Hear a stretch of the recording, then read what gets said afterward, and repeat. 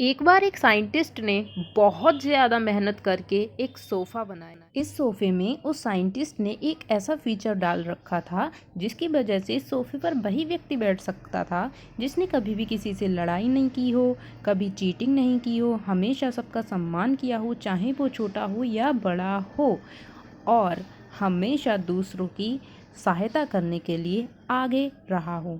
ऐसा सोफ़ा उस साइंटिस्ट ने इसलिए बनाया था क्योंकि वह जानना चाहती थी कि दुनिया में क्या कोई ऐसा इतना अच्छा व्यक्ति है क्या, और वह इस सब की जानकारी के लिए जल्दी से अपने सोफ़े के प्रमोशन के लिए एक न्यूज़ चैनल को कॉल करती है और उनको अपने सोफ़े के बारे में सारी इन्फॉर्मेशन दे डालती है। यह सुनकर वह व्यक्ति साइंटिस्ट से कहता है, ओके, मैं आपसे जल्द ही मिलता हूँ।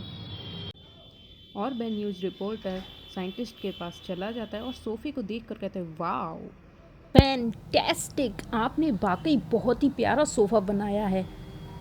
इस सोफ़े की न्यूज़ कुछ ही दिनों में पूरे देश और विश्व में फैल जाएगी।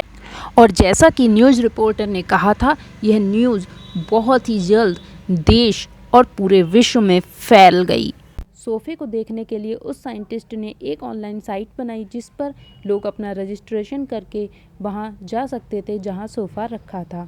इस पर लोगों ने बहुत सारे रजिस्ट्रेशन करे और देखते ही देखते पूरी दुनिया भर के लोगों ने रजिस्ट्रेशन कर डाले और वो सोफ़ा देखने जाते हैं। तब देखते हैं सोफ़ा वाकई में बहुत अनोखा होता है। फिर साइंटिस्ट कहती हैं, मैं जिनका नाम बोलूँगी उनको सोफ़े के पास आना है।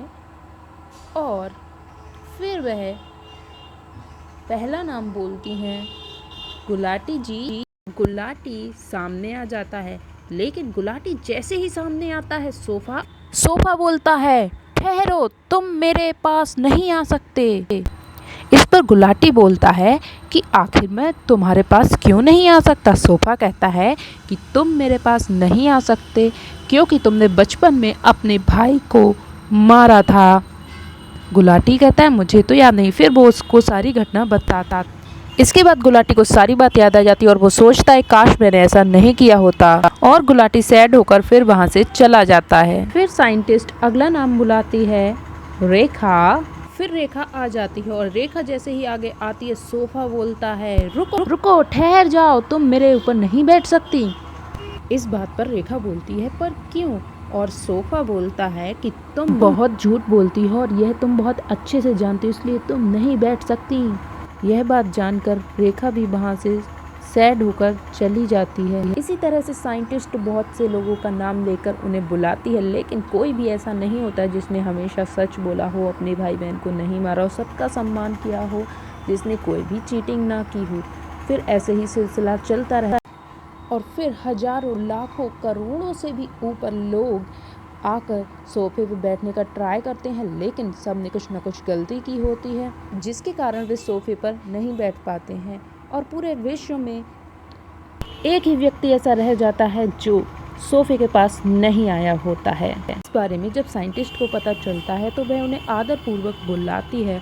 और जब साइंटिस्ट उनसे मिलती हैं और वह जब सोफ़े के पास जाते हैं तो आइए आइए, आपका स्वागत है, मैं आपका ही इंतज़ार कर रहा था, आइए और जल्दी से बैठ जाइए और मैं जिस काम के लिए बना हूँ उस काम को पूरा कीजिए। यह सुनकर वह व्यक्ति सोफ़े के ऊपर बैठ जाता है और वो जैसे ही सोफ़े पर बैठता है सोफ़े से आवाज़ आती है, आज मेरे लिए जिस काम के लिए बनाया गया है वह पूरा हो गया और आज मैं बहुत ही अच्छा महसूस कर रहा हूँ। मेरे ऊपर वह व्यक्ति बैठा है जो कभी झूठ नहीं बोला ज़िंदगी में, जिसने हमेशा सबकी सहायता की, जिसने हमेशा सबका सम्मान किया।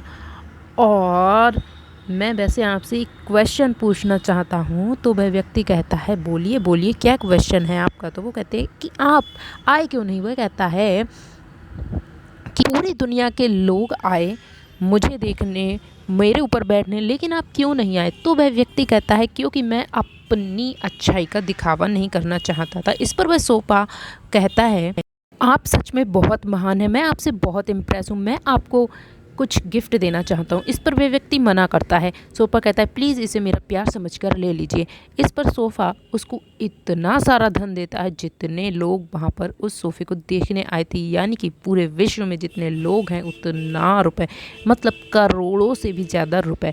फिर सोफ़ा कहता है बताइए आप इस रुपए का क्या करेंगे। फिर सोफ़ा कहता है ओके मैं ही बताता हूँ आप क्या करेंगे, आप इस सोफ़े को गरीबों को बांटेंगे और इसका अच्छा। इस पर वह व्यक्ति कहता है आपने बिल्कुल सही पहचाना, आप भी बहुत इंटेलिजेंट हो। फिर सोफ़े और उस व्यक्ति के बीच में थोड़ी और बातें होती हैं और फिर वह व्यक्ति कहता है ठीक है अब मैं चलता हूँ, मुझे पूरे देश में जो भी लोग दिक्कत में हैं उन सभी को अच्छा जीवन देना है जो रुपए आपने दिया है। और वे व्यक्ति ऐसा ही करता है। इस कहानी से हमें शिक्षा मिलती है कि हमें एक अच्छा इंसान बनना चाहिए। Bye bye.